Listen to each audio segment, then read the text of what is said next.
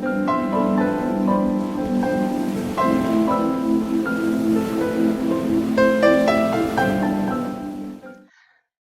and welcome everyone to our fifth podcast. And I'm Linda, and this is Mike. And hi, Mike. And I'm wondering if you can give us an update on what we're doing. Okay. Hi, Linda. So we are in this podcast series. We're exploring and discussing social threefolding.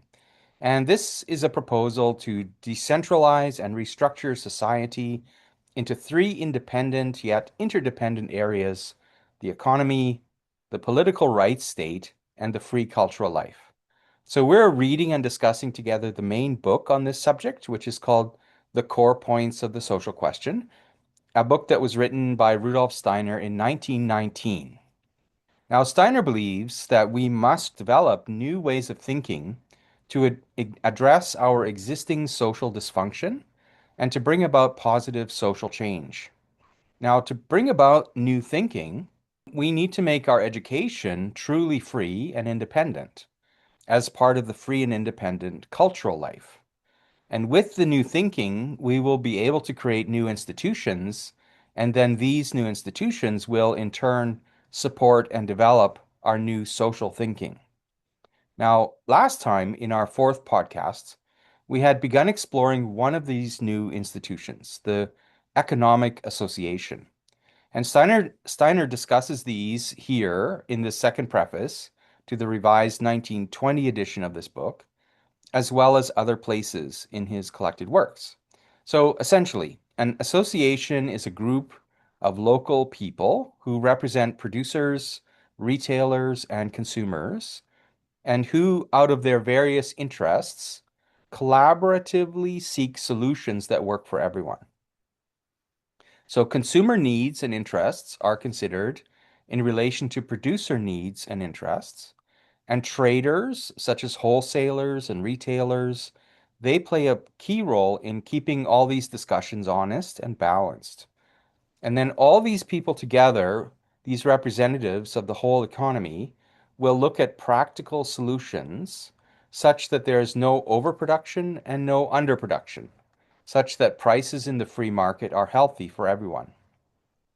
So it's the associations are a way to bring reason and order into the otherwise chaotic free market system. And at the same time, it's not a cartel or other kind of self-interested party that seeks to gain at the expense of other groups. It's a purely economic institution that operates independently of both the government and the free cultural life. The independence of the economic life is a core idea that is essential to a threefold society. Okay, so that sort of brings you up to speed. Thank you for that. Yeah, that was great. Now, do you have any questions before we start, Linda? Does anything come to mind, or should we just get back into it and maybe questions will arise? I don't know. I I think if we get back into it, then questions will definitely arise. Okay, very good. So let's switch over to the screen share then. Sure. Okay, so where we left off last time was at this paragraph at the bottom of page 15. It is nonsense to want. And I thought I'll just back up and review that, what we had said, and then we'll go on to the next paragraph. So in this paragraph, Steiner says that it's not logical to organize economic forces in an abstract top-down manner. Economics, as we spoke about last time, has largely evolved in a healthy way from the bottom up. And national economies or state economies, however, have arisen top-down through political forces, not merely economic forces. And it creates a certain amount of chaos to want to convert state entities into purely economic communities. Economies evolve best of their own accord, independent of state influences. So to continue this evolution in a healthy way, we must form independent economic associations consisting of representatives who work out of non-political, purely economic viewpoints. The associations will evolve of their own accord in a practical way not becoming too large nor too small. These will be such that they do not create undue bureaucracy. Do you remember that from last time? Yes. Yes. Now, do you have any questions before we go on?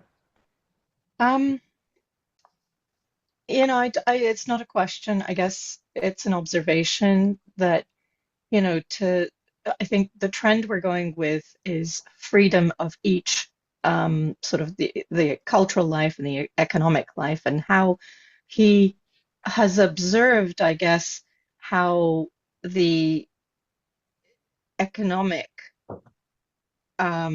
economics has really developed from the bottom up.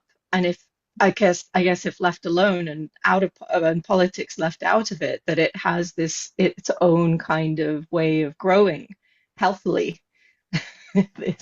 It's an interesting sort of observation there. So Yeah, I hadn't thought of it that way. yeah, we talked about last time how the domestic like household economy kind of Mhm, expanded and grew into the town economy or the city and how that expanded into different regional economies and then it really became a national economy. And mhm. this really was a bottom-up process. It wasn't like some bureaucrat decided this is how it's supposed to work. But Right. today we have this danger of, we have these powers that want to form economic groups from the top down. And I think Steiner is saying, no, no, we need to leave these political forces out of it and just Mhm, let things evolve, continue to grow from the mhm, bottom up. mhm. Does And that it make makes sense? sense. It makes sense because the ideologies then kind of um, subvert, I guess, what would normally be something that the market would need, and according to the ideologies, that would kind of skew what this. I mean, as I'm just sitting here thinking about it, it makes so much sense, even though I don't have words to explain it. It just Right. actually begins to make sense in my own system as I'm sort of thinking about it. Yeah. Right. And his fundamental idea, Steiner's idea, is to build these associations that we'll be discussing today. And Hmm. this is the sort of building block because they can be local and then they can network together and form this sort of bottom up network that has nothing to do with the government, nothing to do with the state. And that way it'll be a purely economic system for Hmm.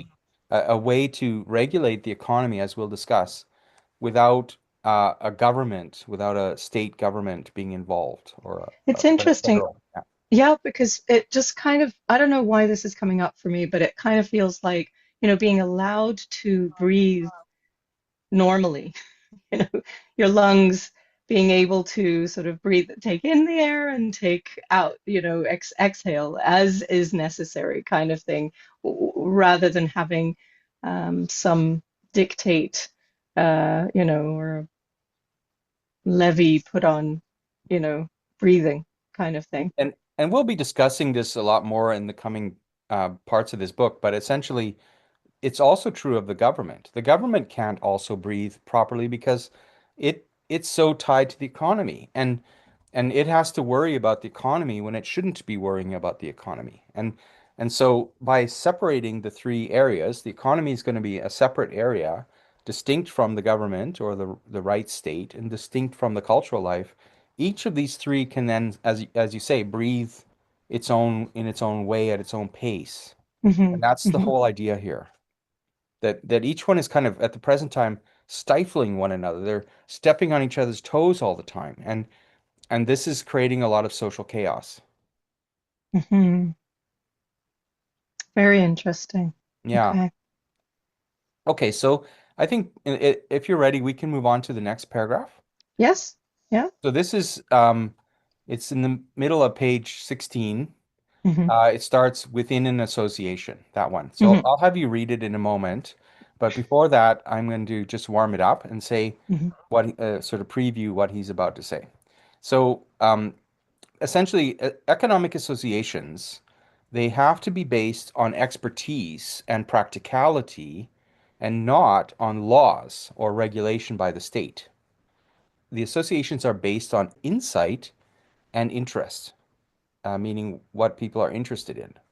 So people gain insight into the economic life through their participation in the economic life. And people voice their interests and they reach agreements about production and pricing.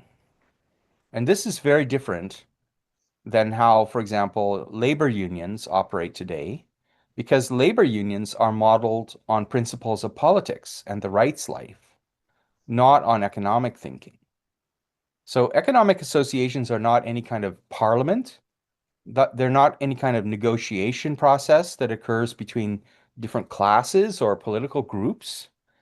And instead, it's the workers, the managers, the consumers, and others will collaborate regarding production, prices, and compensation.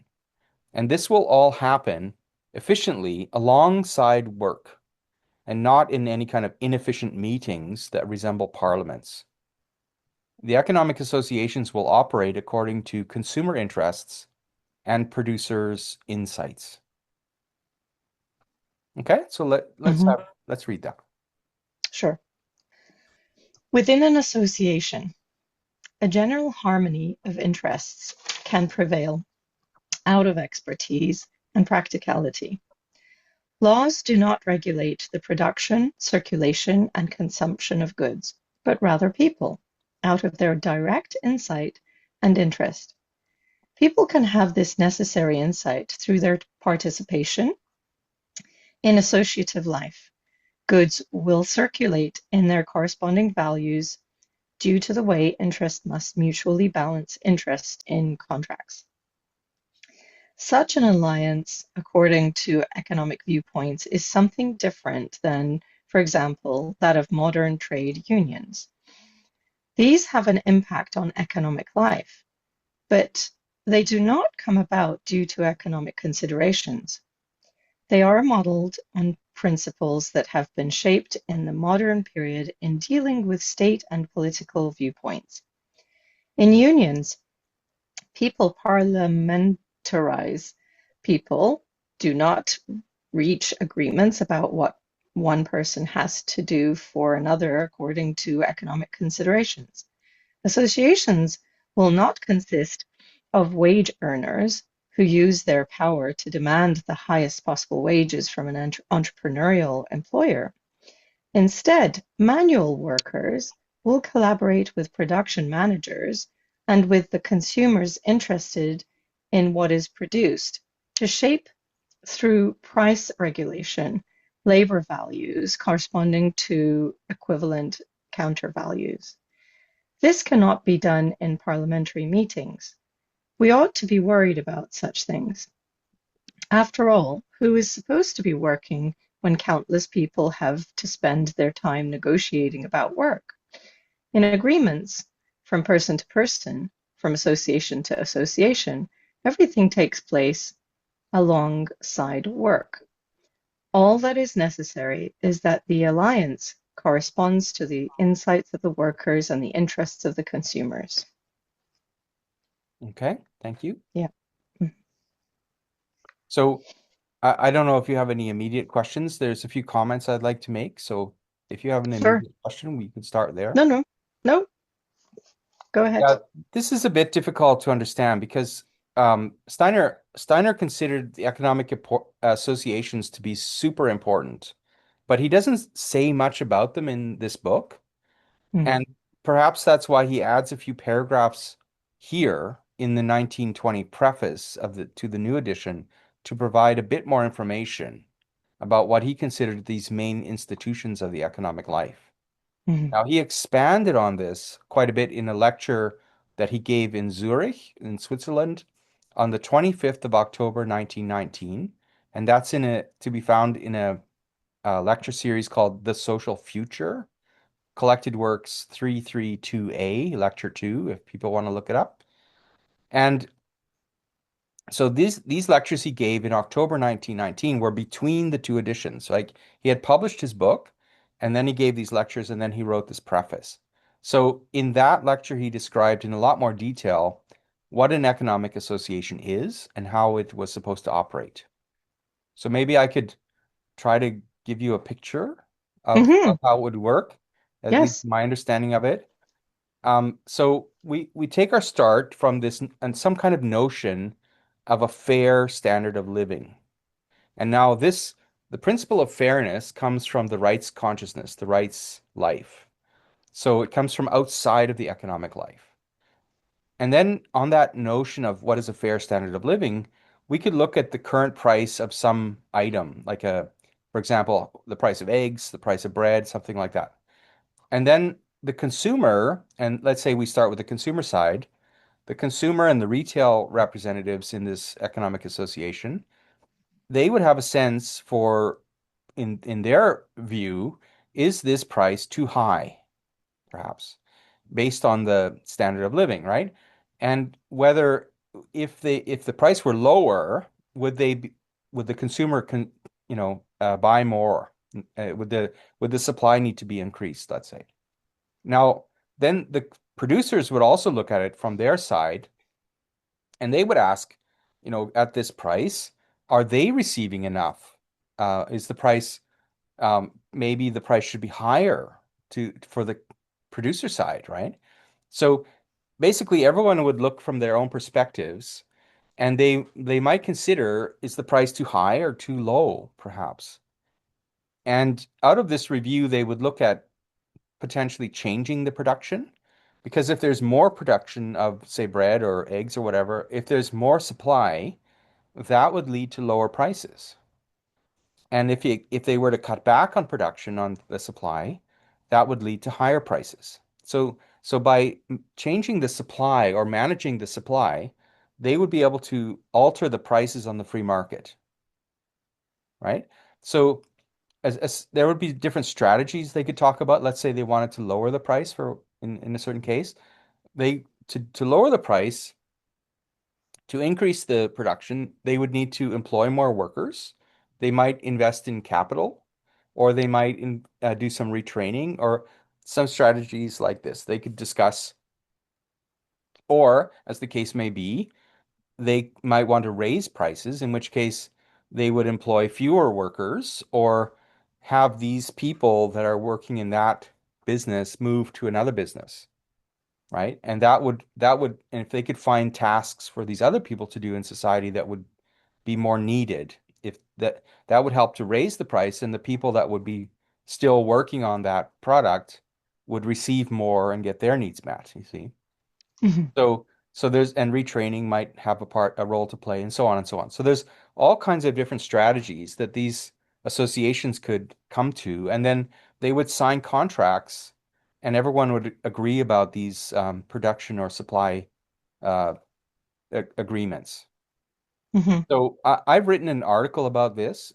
It's in on a website, on my Phenomena website, so you can access it. It's called The Less Productive Baker, and it encapsulates this idea of how an economic association would work. And the link is at truthphenomena.com/ASSOC, like ASSOC. It's short Mhm. for association. And you could get that article if you want to get into more detail about this. Mm. Mike, I'm wondering if you can maybe have Yeah, I'll put an that in the addition. link. Yeah, I'll put that yeah, in the description. Yeah, for sure. yeah. Mm. So does Very that cool. help you build a picture of what he might mean by an association?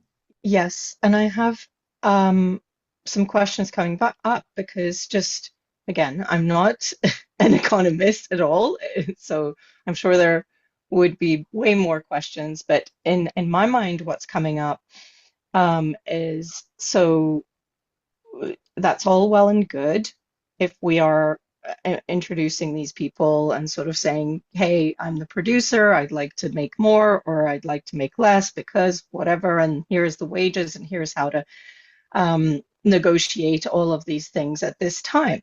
Now, um, obviously, in order to bring things to our community, or in order to produce things or grow things, we need, at this moment in time, fuel.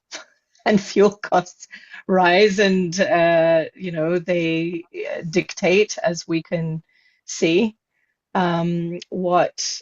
the prices of produce or anything is really because, I mean, Yeah. energy is the main thing that is used. Now, if energy costs are rising, and how do these associations then, like, if it's beyond reasonable to, you can't produce an egg as much as you want to um, at a very low price as the consumer would want, or to make a living as the producer. So I know you understand the question way more than I'm able to explain it. So yeah, I'm kind of curious about that. Is that Yeah. a I, good?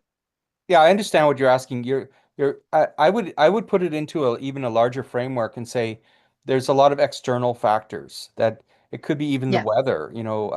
If yes, a farmer can't choose if you get your crops hailed out and you lose all your crops, or these are yeah, these are factors that are extrinsic to any kind of discussion of a local group.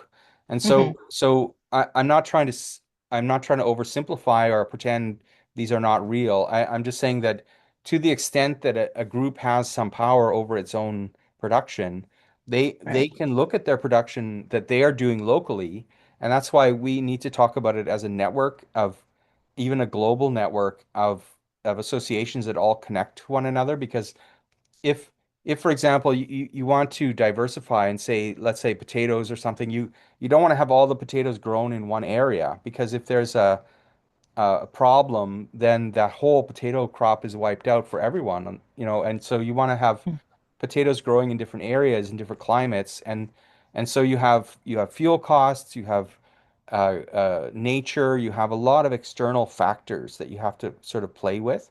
hmm, And I'm not trying to represent that this is a simple process. hmm, I'm not saying, and I'm not trying to say it's a magic process that somehow magically everything is cheap and free. I'm just saying that there are limitations the economy has to work with. hmm. And within those limitations, it then looks at what's the best possible situation. What can we do about this? Right, right. Thank you. Yeah, Yeah. and when you said cheap and free, I don't think you mean free as in monetary free. I think you mean like freedom, right? Yeah, you there's a limit to what people can do. And, Yes. and Yeah, yeah. got it. Thank you. Yeah. Yeah, we'll talk about this some more in the upcoming book, but just to frame it a little bit right now, that's the picture. Okay. Yeah. I The mean, it does give a kind of a practical sort of image of how things might work. Yeah. And it's like I hear you. You're not simplifying. You're not saying that this would be the simple solution to everything, Right. but you're giving an example as to how much with any kind of power and association that one would have, that this is how it would operate. Got Right. it. Hmm. And the picture is a bottom-up process. So it's not some government dictating or just saying this is what the price should be. It's not a state, Hmm. not a command economy idea. It's Hmm. it's really people, local people looking at their production. They'll have locally imports and exports, maybe to other villages or towns, and Hmm. so they have to coordinate with other people, and but this would happen on a decentralized, purely economic basis. This is the picture. Hmm. And it's Hmm. it's not like a parliament. It's not like people are going to sit down and hundreds of people deciding. It's going to be a few representatives who will speak for, the realities, and then these realities become the basis for the decision making. Hmm. Not Okay. It's not opinion based. It's going to be based Right. on expertise. Right. And so what if things like, for instance, I mean, we've lived through a pandemic. What if things like that happen? How does that, like, so production of some kind of medication needs to go up, then they would be the bodies, not the politicians, not, so that would be the, I guess, medicine would Yeah, come into it, the people who are experts in the medicine area. Okay, exactly. interesting. And it would be based on consumer needs, like people's needs. Everyone is a consumer. And Mm-hmm. and so people would need to represent the needs of the consumer based on this notion of some kind of fair and reasonable standard of living. And then in relation to that, look at the production, look at how we can bring costs into alignment with what is realistic through Hmm. higher production or even lower production if it's so you have to look at both sides of it. Is the producer getting enough? Is the consumer getting enough? Is the price low enough for the consumer? Is it high enough for the producer? And you have to find Hmm. these healthy price relations. Got it. Okay. Yeah. Interesting. Thank you. Okay, great. So, Yes. um, yeah, and particularly we kind of skipped over this paragraph, but is there anything that you wanted to say about the paragraph as such? He's speaking about this expertise and practicality. He's speaking about the insight, and the interests of everyone, Hmm. and he's contrasting with labor unions. So Hmm. a labor union, yeah, I'm not trying to be dismissive about labor unions, but they're just based on a different principle. The union idea is kind of a solidarity idea that people come together to represent their interests. And this is not the idea here. It's not like the consumers form a block of consumer interest, and they're going to try to get as much possible out of the producers, and the producers forming a block to get as much out of the consumers. That's not the idea here. Oh, that's important. Yeah, Okay. very important. The idea is that each has a point of view, and they work from the perspective of I would say fellowship or serving our fellow human being. How can we together work something out that is that is serves you as the producer and serves you as the consumer both. Okay. So it's rather than oppositional, it's really me and you. Okay. So what Yeah. would be a real fair system here, Yeah. given the Except not fairness. Fairness is not the idea. okay. It's more like it's just a fact of the matter that in order for me to serve you, I have to receive enough in response. Hmm. It's not a principle of fairness. It's just that I want to serve you. I want to help you, Hmm. but I also have needs. Hmm. So if I can get my needs met, then I can meet your needs. Hmm. It's not a Hmm. principle of fairness. It's more of a principle of mutual aid, Hmm. serving each other, helping each other. Okay. And if I'm getting shortchanged, I can't serve you. And you have to Hmm. see that as when we sit down together and talk, we'll realize that maybe what's preventing you from serving me is I'm not serving you enough. Hmm. Hmm. Yeah. And I mean, again, the idea of, someone's needs being met. Well, everyone has different needs. So if I have a need to own a big mansion, um, maybe that need can be fulfilled or it's too much. Like, how would that, like, greed? Mhm. Absolutely. And Steiner speaks about this as well and basically says, if this is a need that you have, then you have to look at the other side. What is it that you're going to be providing everyone else Hmm. so that they will meet that need of yours? So Hmm. because Hmm. because you don't make your own house, you don't build your own house, someone else builds that for you. So Hmm. you have to do something for those other people enough that they will also have enough to give to satisfy your need. Hmm. Hmm. And so I don't think Steiner was against wealth building. I don't think that was he had any issue. And Hmm. I because he was a big believer in freedom and developing our abilities and enhancing our abilities. So if you are a very capable person and you can provide a lot for others, then I think it's legitimate to need a swimming pool in your backyard. But Hmm. Hmm. if you're someone who's not really that keen about helping others, about serving others, you kind of more laid back person or whatever, Hmm. then maybe your needs have to be fewer. Hmm. Right. Interesting. And I can see how on the sort of personal plane that might create jealousies, right? Which it does sometimes, in any system. So it's not a perfect world. Um, you know, I think I think at this moment in time, humans will be humans, and I certainly hope where this system is set up, where people really understand, look, this is um, a you and me system where I get to include your desires, your needs, um, and if I can fulfill them, that's then rewarded, and there is fellowship in that. There is kindness. There is thoughtfulness of the other. Well, I'm sort of keeping my mind open to see how this sort of develops.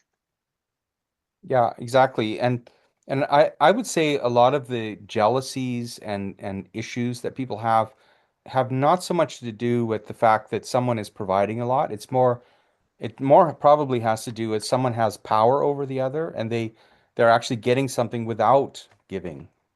That's Mm, where we have problems, I would say. mm, If someone is giving a lot and really helping other people a lot, hmm. it's very different than if they're just exploiting people a lot and ha using a Sure. power relationship to extract money from people in an Hmm. exploitative way, Hmm. and then they have a lot. I think that's a problem. Yes. Yeah. And Steiner's really speaking not on this power relation level, but more on a, how do we serve the other level? Hmm. Hmm.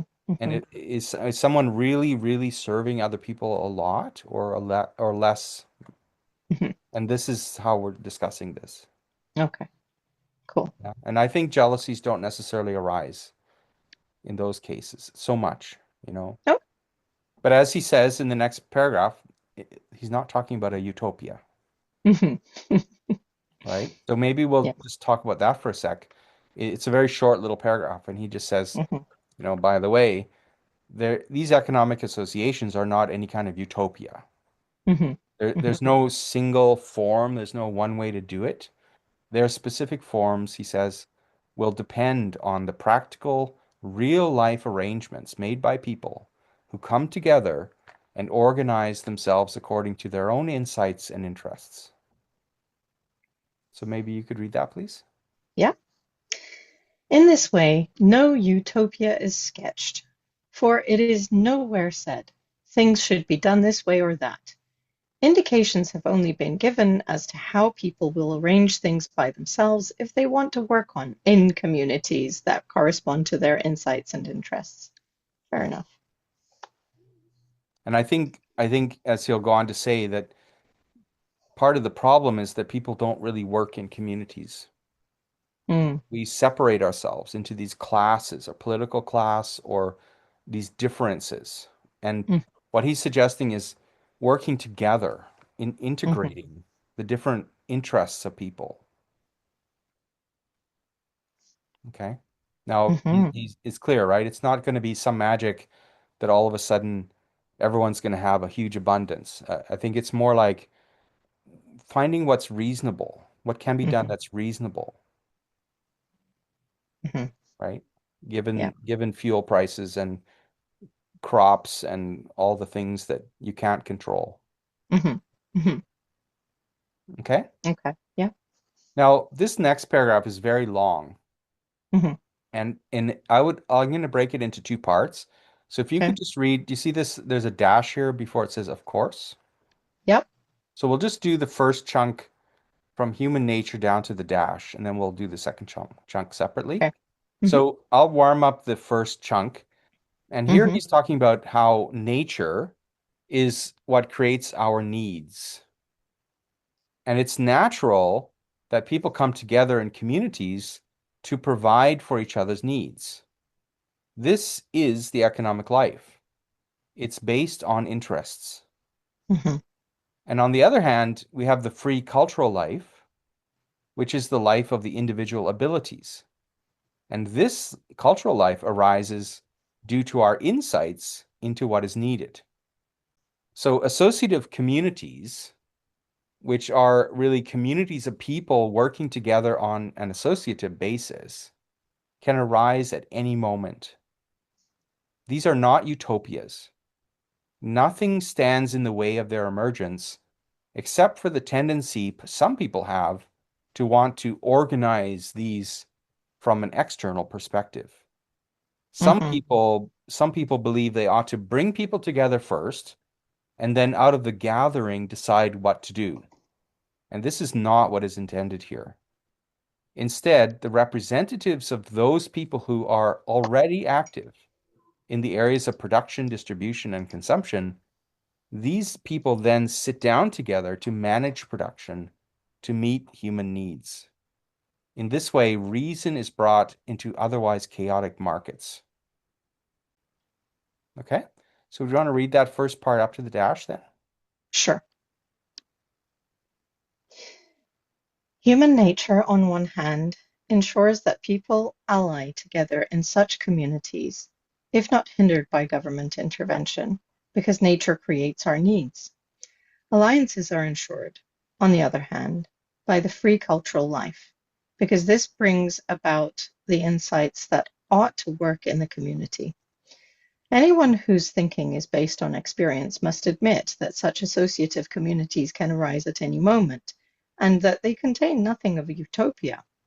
Nothing stands in the way of their emergence, apart from how contemporary people want to organize the economic life from the outside, in the sense in which the thought of organization has become a suggestion for them.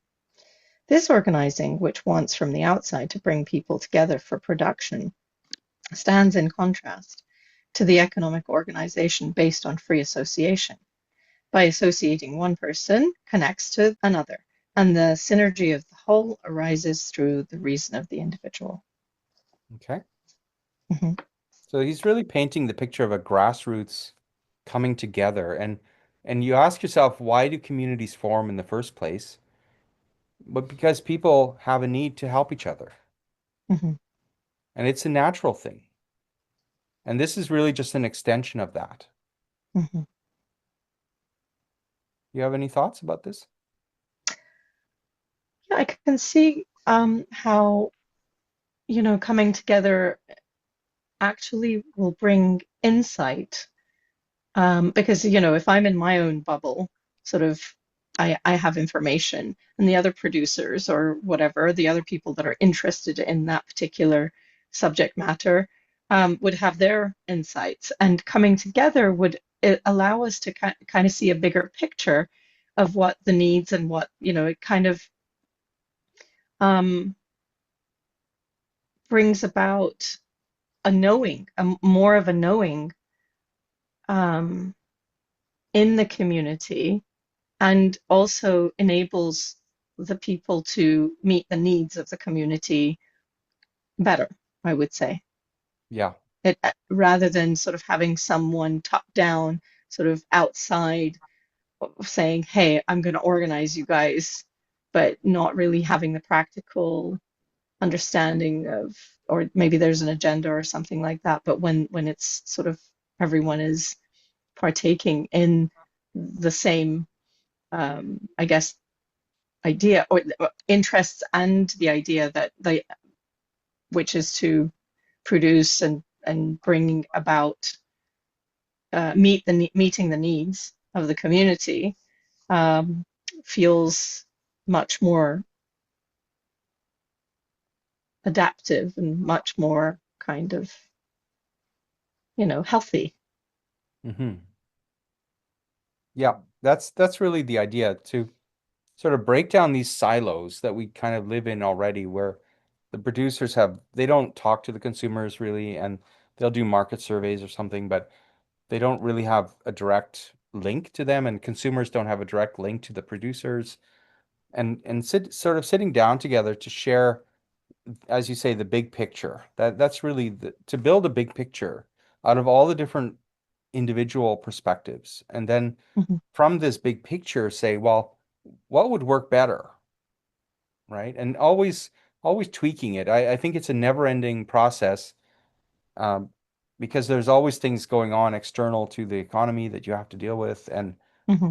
so it's a perpetual work, but Right. it needs to happen from the bottom up. I think this is the point, Yeah. and not some politician deciding, organizing people. It needs to happen sort of more in local groups that then start to network together. Right. And it sounds like, I mean, as the group contends with certain things, whatever it is, whether it's nature or whether it's the external forces happening, it seems like it's not like, okay, we'll meet quarterly. It's like anytime there's a need, we're going to meet and see how that changes our if anything needs to change or shift. Exactly. Yeah. Mm. Yeah. So, Linda, could we read on to the next part of this paragraph? Are you ready for that? Sure. Yep. Did you warm it up? So I will warm it up and then we can Yeah. read. So Okay, we'll perfect. start where it's at the dash, where it says Yeah. dash of course, and then we'll Yes. carry on to the end of that. It's kind of a long paragraph. Okay. So in this second part, Steiner is basically asking the question, what good would it do if wealthy property owners were to sit down with working people who own nothing? And some people might think it's better just to regulate production and consumption from the outside. But such an external approach constrains the free creativity of individuals. And Steiner believes that if we could bring owners and non-owners together in a way that was independent of the viewpoints of politics and class, we would find that the owners would have to acknowledge what the worker contributes, and the worker would have to acknowledge what the capitalist contributes. And they would naturally find themselves collaborating on fair arrangements. Today, so much prejudice exists based on sentiments and not objective economic reality. This is due in part to the fact that our economic thinking is not well developed, which is in turn because our cultural life remains unfree. People do not understand economics as such. People work in the economic life without insight, but the associations will provide a cure. People, out of their own individual insight and experience, will judge together. They will judge collaboratively to gain a better understanding of the whole interconnected economic life. Okay, so do you want to read that, please, Linda? Yes, of course. We may ask, what use is it if those who do not own property associate with those who do? We might consider it better if all production and consumption were regulated fairly from outside.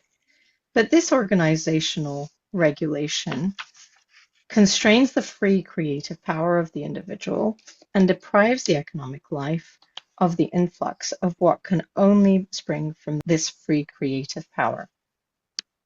And let us try this, even once, despite all the prejudices, with an association of those who currently do not own property with those who do. If no forces other than economic ones intrude, then the owners will necessarily have to balance the value provided by the non-owners with equivalent counter-value. Nowadays, we do not talk about such things based on the instincts of life that come from experience, but instead based on sentiments that have developed not from economic interests, but from class and other interests.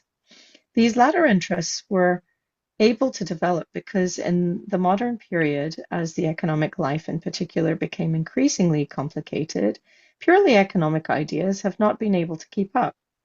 The unfree cultural life hindered this.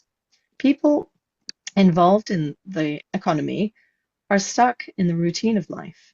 The formative forces at work in the economy are not transparent to them. They work without insight into the whole of human life. In the associations, one person will experience through another what they necessarily need to know. There will emerge an economic experience of what is possible because people, each having insight and experience in their own special field, will judge together. I so agree with this. Yeah. Yeah, What this are is you? so Can you true. elaborate? Yeah, I mean, look, we're all in our little silos, like you Mhm. said, right? And we really don't know, and we can complain about the other, and say, well, they have too much or they give Mhm. too little or whatever it is. And each group or class or, whether it's, just the general public looking at the political class or whatever it is, we can absolutely complain because we Yeah.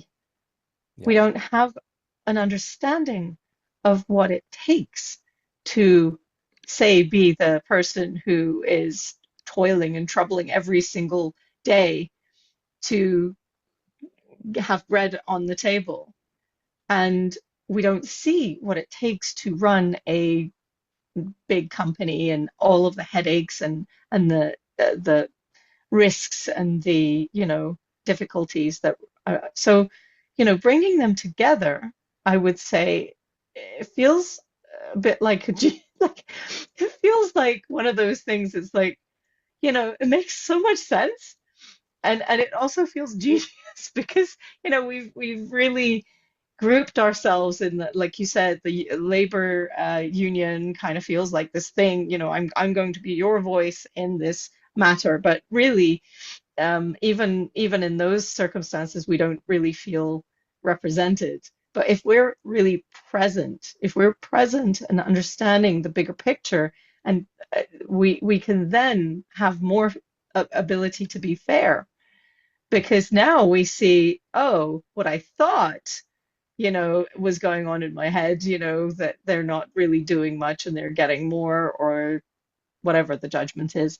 Now I see what the reality is, and we can have a discussion if it's really well intended, like if all parties are, you know, recognizing that their success actually is incumbent upon, everyone here, right? The producers, the consumers, the all of that. So if we can come to a fair agreement through the experience, then I think it's pretty genius. Yeah. Yeah. It, yeah. And I think this is, yeah, what you're saying is right on.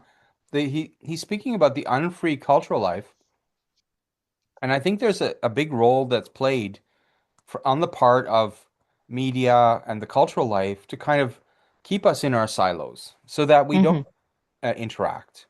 Hmm. The political class system, there's different structures in our society that hold us apart so that we stick to our own group and we don't have interaction with the other group. Hmm. And Hmm. that's very harmful. I think what Steiner is saying, let's just sit down, not everyone, not a parliament, but a kind of representatives Hmm. of the producers, of investors, of workers, of the people that own capital, the people who labor, and just share what is your perspective, what is your interest on an economic level, not on a political level, and and sort of cut through all this mirage and get to the fact that a factory won't produce anything without workers, Hmm. and workers won't produce anything without a factory. You need each other. You have to find a way to work together, Hmm. and it's for everyone's mutual benefit to do this. Hmm. So that's the picture. I agree. I think it's a kind of genius. Hmm. And Any I further? think, Go ahead. yeah, I'm just curious. I wonder, and I believe that there are people who do this intrinsically when they have an understanding, and they have a respect for others. Let's just say, I've heard of stories of um, people who they're supposed to be in the managerial or the higher ups coming together with the workers and really listening and wanting to improve whatever the circumstances are, the working um, environment and all of that, and that engendering respect for them, and there's a natural collaboration that happens when people feel cared about, Mhm. and their voice is heard. Yeah. And now Well, that's imagine important. adding to that, not just the workers and managers coming together, Hmm. but also bring in the consumers Hmm. and Yeah, have them participate in these conversations absolutely. Yeah. because that also cuts down on a lot of the nonsense. Yes, definitely. Because sometimes managers will, again, I don't want to put anyone down, but they might, in some certain circumstances, kind of pull the wool over the eyes of the workers and pretend to listen. Hmm. Hmm. But if the consumers were also participating, they'd be like, well, look, at the bottom line here, it's we're the ones who are paying for all this, Yes. what you're doing, So Yeah. it's really, and the owners of capital need to be part of the conversation too. Are they getting their interests met? Yes. So Yeah. everyone needs to participate together. Hmm. Right. Definitely. So this is his picture of Hmm. associations. Hmm. Okay. Should we go on to Yes. the next little paragraph? Let's do it. At the bottom of 18. Yes. So in this paragraph, he's going to say something about how once economic associations come to shape the economy, then healthy economic values will emerge. Hmm. Each individual will understand what they must do for those with whom they are economically linked. Each person's economic influence will correspond with their contributions. And regarding those unable to contribute, that is, children, seniors, the ill, the disabled, and so on, this will be discussed later in the book. Hmm. Such people will be protected only if the economic life is shaped out of purely economic forces. All Hmm. right, would you like to read that, please? Yes. Just as in the free cultural life, only the forces that lie within it are effective. So, in an associatively shaped economic system, only the economic values that emerge through associations are effective. What the individual must do in the economic life arises from living together with those whom they are economically associated. As a result, the individual's influence on the general economy will correspond exactly to what they provide. How people unable to contribute integrate themselves into the economic life will be discussed in this book. An economic life can protect the weak against the strong only when it's shaped entirely from its own forces. Okay, thank you, Linda. Maybe I could point something out from this paragraph. He at the very last sentence he says something interesting. He says, "An economic life can protect the weak against the strong only when it is shaped, that is the economic life, entirely from its own forces." What do you think that means? So I was thinking a lot about this sentence and how can the weak be protected against the strong? Mhm. And I would say that the if we think about this notion of its own forces, what are the forces that belong only to the economic life? And I would say these are the forces of mutual advantage. So if you think about in the process of purchase and sale, for instance, we exchange money for goods because this is to our mutual advantage. And it's the same with lending and borrowing, and even the same with gifting and receiving a gift. There's some kind of mutual advantage to this, and everything we do has some kind of mutual advantage. So when we talk about, workers and capitalists, let's say, they both need each other. And I mentioned this just a moment ago. Um, so when the workers and the capitalists associate together purely on the basis of economic thinking, if we push the class and other political elements aside, then they will naturally work out arrangements that are mutually advantageous.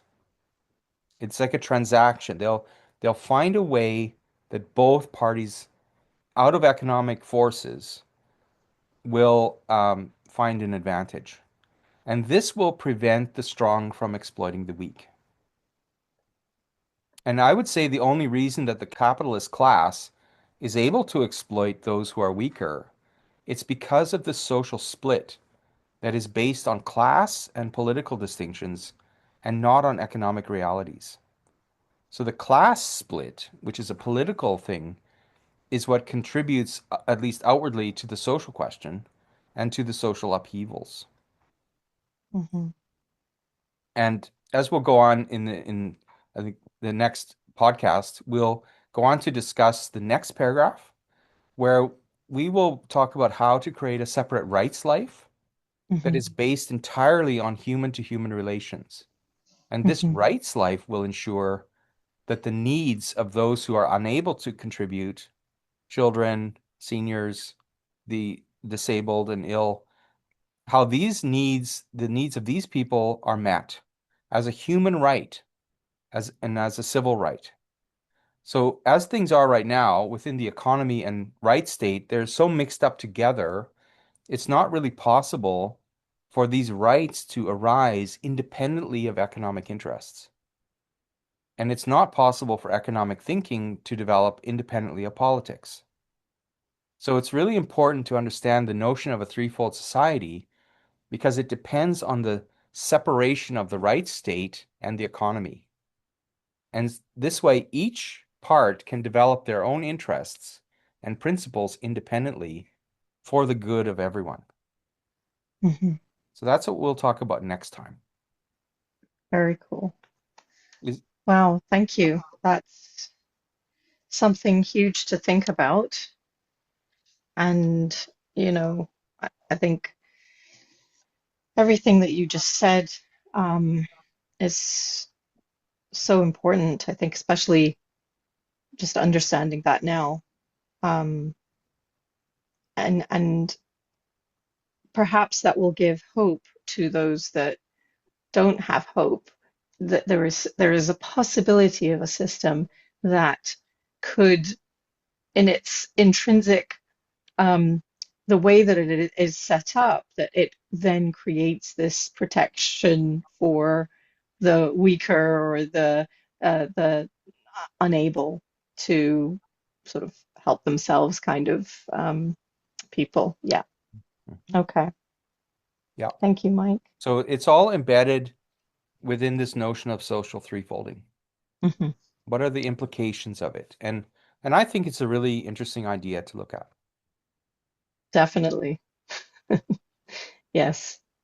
And hence you spent so much of your time and so long in really researching and understanding this. Mhm. And I for one, am very grateful that you've done that. It's an idea whose time has come, Mm, I mm, really think, and we need to get the word out. All right, definitely. so we'll pick this up again next time. Sounds good, Mike. Thank you so much for, um, again, everything that you do. It's And thank beautiful. you, Linda. Thank you for all your wonderful questions and thoughts. You're welcome. I do my best. All All right, right. so Take care. see See you you next next time. time. Bye now. If you enjoyed this podcast, please hit like and subscribe.